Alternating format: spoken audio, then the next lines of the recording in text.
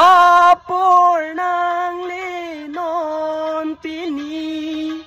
che song patir pinang ji e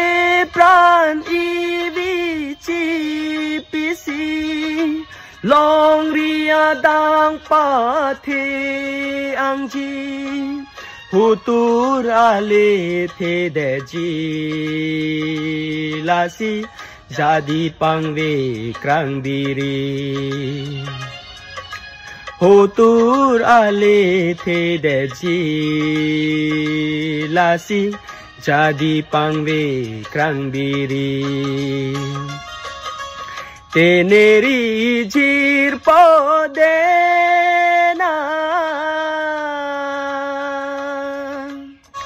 nek sonang chidi phetsi pilong ri kisung arni hutur pen pajir posi doji ma sengkarong ti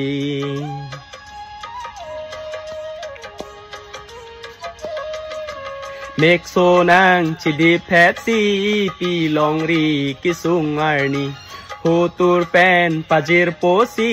doji ma sengkarong ti nang barno nang barno chisong akla teneri jir podena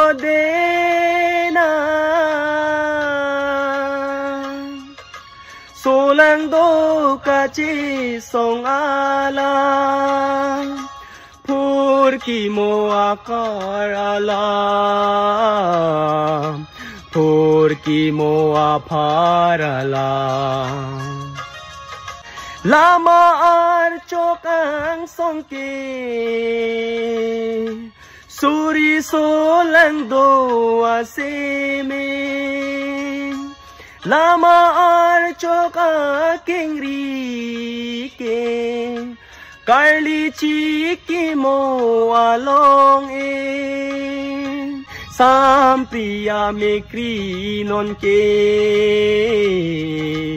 mea kriya son ben saide sampriya me krinon ke mea kriya son ben saide